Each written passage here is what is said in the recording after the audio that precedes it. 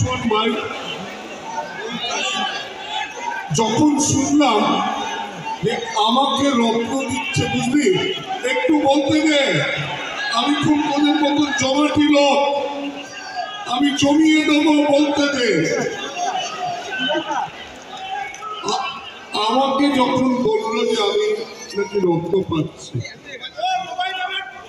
সাংবাদিকরা আমাকে প্রশ্ন করছে, পরের পর প্রশ্ন করছে যে আপনার কিরম লাগছে।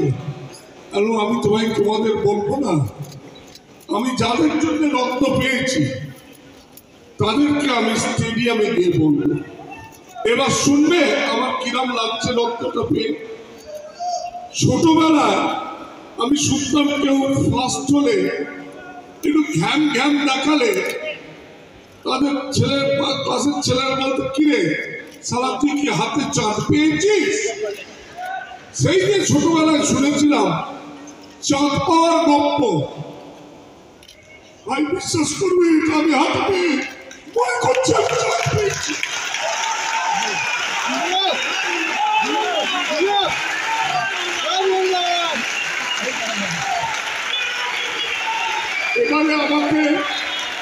এবারে আমাকে প্রাণের দুটো কথা বলতে দাও। ইতিহাসে টুটুদার কথা কেন লেখা থাকবে এটা আমি 10 মিনিটে বলে দেবো। টাকা অনেকে খরচ করতে পারে, টাকাটা কোনো ব্যাপার নয়, টাকা দেখানোটা অপরাধ আমি মনে করি।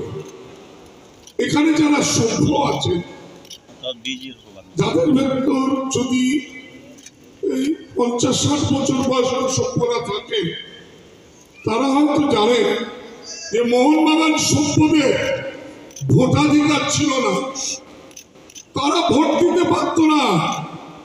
তাদের ব্যালট পেপার পোস্টাল ব্যালটে চলে যেত পোস্ট অফিসে, আর যে পাড়ার পোস্ট অফিস সে পাড়ার দাদারা সেটা তুলে দিত, নিয়ে বিক্রি করে দিত।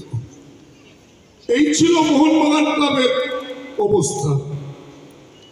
আমি যখন মারা যাওয়ার পরে আমি তখন আশ্চর্য হয়ে গেলাম যে একটা ক্লাবের মেম্বারদের ভোটের অধিকার নেই। তখন আমি আর একজন ডিসাইড করলাম যে আমরা কোর্টে গিয়ে এটা চ্যালেঞ্জ করব। কোর্টে যখন চ্যালেঞ্জ করলাম, আমাদের বিরুদ্ধে তখন এমন নাম করবো না, মারা গেছেন একজন এমন ক্ষমতাবান জজ ছিলেন যে কোনো উকিল আমাদের হয়ে দাঁড়ালো। ভগবানের আশীর্বাদে আমি কলকাতা হাইকোর্টের অ্যাডভোকেট হয়েছি। আমি কালো কোট পরে চিফ জাস্টিসের ঘরে গিয়ে দাঁড়াতে আমার চিফ জাস্টিস জিজ্ঞেস করলেন, আপনি কেন এসেছেন 10টার সময় সকালে? আমি বললাম, মিলন, আমি জেনারেল সেক্রেটারি ভারতের জাতীয় ক্লাবে, কিন্তু এই ক্লাবে মেম্বারদের ভোটের কোনো অধিকার নেই। বলে মানে? পোস্টাল ব্যালটে ভোট হয় আর পোস্ট অফিস থেকে পাড়ার দাদারা লুট করে। তখন বলে আপনি কি চাইছেন? আমি চাইছি ভারতের নাগরিকরা যেরকম ভাবে ভোট দেয়, কাম কালেক্ট অ্যান্ড কাস্ট, তারা যায় ব্যালট পেপার নেয়, ভোট দেয়। আমি সেই জিনিসটা চাই। ভাই 2 মিনিট শেষ করতে দেন। এখন তো হাফ লাইনে বলটা নিয়ে ঘোরাঘুরি করছি,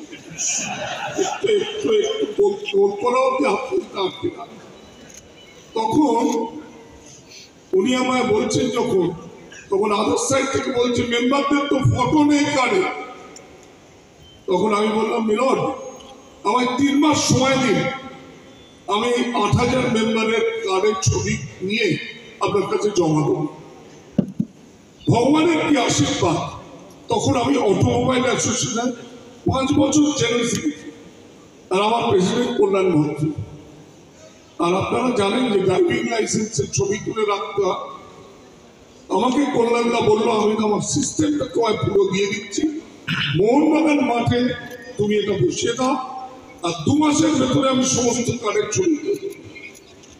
সেটা হলো, আমি জমা দিয়ে দিলাম এই ছবিগুলো চিফ জাস্টিসের ঘরে, দিয়ে আমি প্রার্থনা করলাম, মিলন, এই ইলেকশনটা যেন হাইকোর্টের দ্বারা পরিচালিত হয়, এবং হাইকোর্টের অঙ্গনে হয়।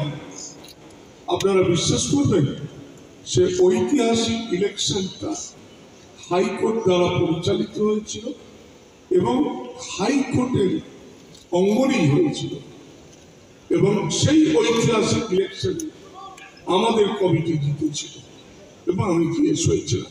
আমি আশা করব এখানে আপনারা হাততালি দেবেন না, যারা বয়স্ক মেম্বার আছে, এরকম কেউ আছে 50-60 বছর বয়স যে হাইকোর্টের ইলেকশনে ভোট দিয়েছিলেন? মনে আছে? হ্যাঁ, না তার কারণ আচ্ছা আর কথা বাড়াবো না। এটা কিন্তু ইতিহাসে লেখা থাকবে যে টুটু বোস মেম্বারদের ভোটের অধিকার নিজে কোর্টে অ্যাডভোকেট হিসেবে করে দিয়েছিলেন। এটা কেউ বুঝতে পারবে না। আপনি তো জানেন লাভ হচ্ছে রাজনীতি আখড়া। আখড়া জানেন রাজনীতি? টুটু বোসের নামে বলবো না, যাই হোক একটা অনুরোধ, বর্তমান কমিটিকে আমি খেতে ভালোবাসি, আমার চেহারা থেকে বুঝতে পারছেন। ক্যান্টিনটা 30 লাখ টাকা দিয়ে আমি করে দিয়েছিলাম, ওই ক্যান্টিনে কেউ বসতো না।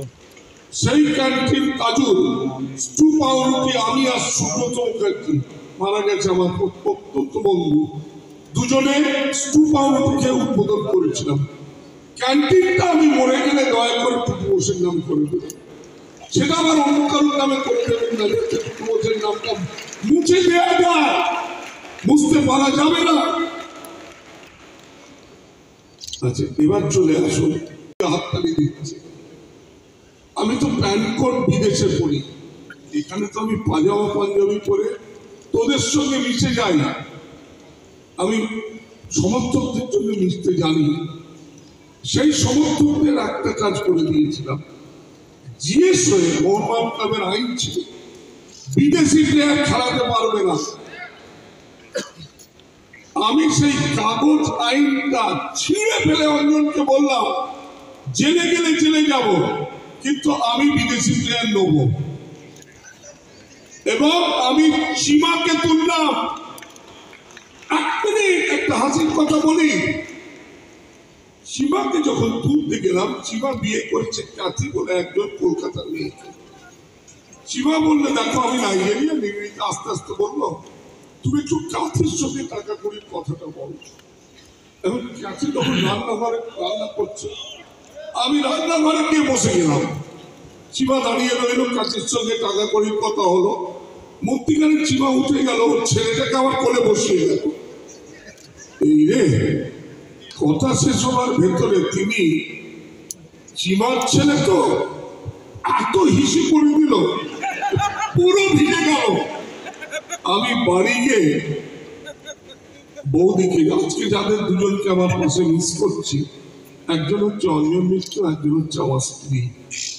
অনেক সাফার করেছি, মনমার পরের জন্য সময় দিতে পারি। আমি বলি কি গো তুমি পাঞ্জাবি পাজামা পরে সেজে গুজে বেরিয়ে পড়লে, এখন ফিরে এসে বলছো পাঞ্জাবি পাজামা দাও চাল করবো। আর বলো না, চিমার ছেলে এত ইস্যু করে দিয়েছে। বলে বেশ হয়েছে, তুমি টুম্পাই টুম্পাই কিন্তু তোমার কোলে বসতো, তুমি কোলে বসতে দিতে না নিজের ছেলে, পাঁচে হিসু করবে। এখন এই হিসু করেছে তো ভগবান তোমায় বেশ করেছে। লাস্টে একটু হাসির কথা দিতে হয়, বাঙালি তো খাবার শেষ পথে মিষ্টি দেয়। এবারে তালি বাজাতে পারে, এবারে তালি বাজাতে পারেন আপনারা। জয় মোহনবাগান।